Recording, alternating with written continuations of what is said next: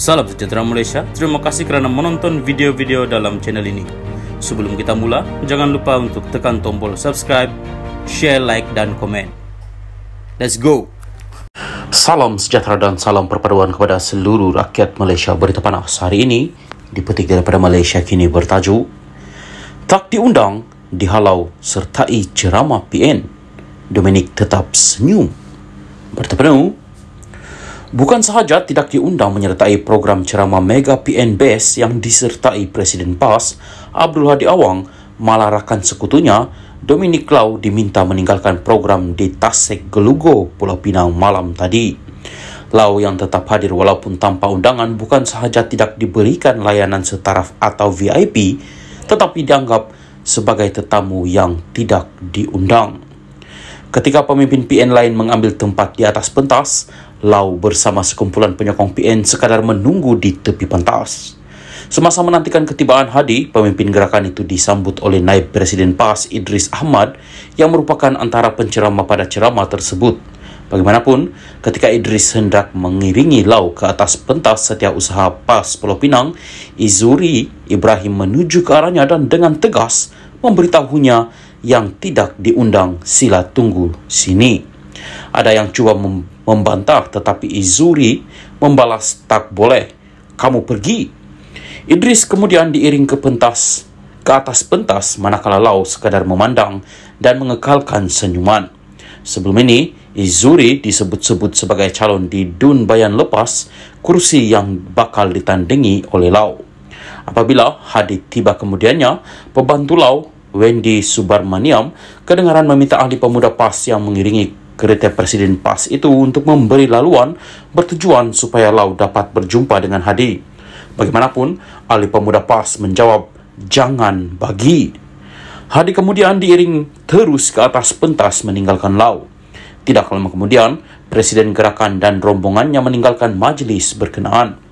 Keputusan Lau bertanding di Dun Bayan lepas yang merupakan kerusi majoriti Melayu telah menimbulkan rasa tidak puas hati di kalangan penyokong PAS Pulau Pinang. Sebelum hari penamaan calon, ahli PAS Bayan lepas telah mengugut untuk memboikotnya. Sementara itu, Izuri ketika dihubungi Malaysia Kini enggan mengulas mengenai layanan PAS kepada Lau itu. Berita harian pula memetik timbalan Presiden Gerakan Oh Tong Kiong sebagai mengesahkan bahawa parti itu tidak diundang untuk menghadiri program berkenaan. Saya hanya maklum mengenai penganjuran ceramah Mega PN Best menerusi siaran langsung di Facebook. Parti itu tidak dijemput untuk diketengahkan pada majlis malam tadi. Setahu saya, ceramah berkenaan mungkin untuk PAS sahaja dan mungkin mereka tak undang kita kerana penganjurnya dibuat di lokasi majoriti Melayu atau hanya mahum penceramah dalam kalangan Melayu, katanya. Ceramah Mega PN Best itu turut menampilkan beberapa calon Dewan Himpunan Penyokong PAS di HPP termasuk Andrew Tiao di Dun Sungai Puyu. Oh, bagaimanapun berkata, hubungan gerakan dengan PAS Pulau Pinang masih dalam keadaan baik, tetapi mengakui kejadian itu menimbulkan rasa tidak puas hati dalam kalangan akar umbi. Kita tak gaduh pun. Gerakan dengan Pesuruhjaya PAS Pulau Pinang, Muhammad Fauzi Yusof, Setiausaha PAS Negeri Izuri Ibrahim dan pemimpin PAS negeri lain pun okey. Namun, rasa tidak puas hati dalam kalangan akar umbi masing-masing itu perkara biasalah dalam politik. Kerjasama serta hubungan dengan PAS dan bersatu sebenarnya okey, tetapi sedikit tidak puas hati dalam kalangan parti komponen itu perkara biasalah, katanya lagi. Salam sejahtera dan salam perpaduan kepada seluruh rakyat Malaysia. Berita panas hari ini dipetik daripada Malaysia Kini bertajuk Hina Raja, jangan buat cerita lepas polis ambil tindakan. Berita penuh, timbalan Ketua Polis Negara Ayub Khan Maidin Pichai memberi amaran kepada mana-mana pihak yang cuba mereka-reka cerita selepas tindakan tegas diambil terhadap mereka kerana menghina institusi diraja. Katanya, tindakan tegas akan diambil pihak polis tanpa mengira latar belakang individu terbabit. Amaran pun dah bagi, yang di-Pertuan Agong pun dah bertitah.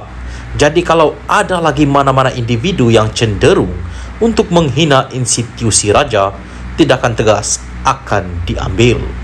Dan bila tindakan tegas diambil, jangan membuat cerita-cerita lainlah. Jadi hati-hati. Kita ambil tindakan tak kira latar belakang, katanya dalam sidang di Ibu Pejabat Polis Bukit Aman hari ini. Ayub berkata demikian ketika ditanya mengenai dakwaan Menteri Besar Sementara Kedah Muhammad Sanusi MD Nor bahawa pihak polis merancang penahanannya sejak 6 bulan lalu. Siapa-siapa boleh buat apa-apa dakwaan, itu terserah pada individu terbabit. Tapi bila tengok kronologi kes YB Sanusi, dia buat kenyataan pada 11 Julai kan? Pada 12 Julai ada orang buatlah report polis. 14 Julai ahli majlis di Raja Selangor buat report. Dari susunan kronologi itulah kita membuat tangkapan pada 18 Julai dan dia dituduh di mahkamah, kata Ayub. Justru, kata Ayub, tidak timbul isu pihak polis merancang siasatan itu 6 bulan lalu atau berlaku konspirasi terhadap Sanusi. Pada 18 Julai, Sanusi menghadapi 2 pertuduhan menghasut di Mahkamah Session Selayang berhubung ceramahnya pada 11 Julai. Dia menghadapi 2 pertuduhan kerana mengeluarkan kenyataan berbaur hasutan yang boleh mencetuskan ketidaksetiaan terhadap raja-raja.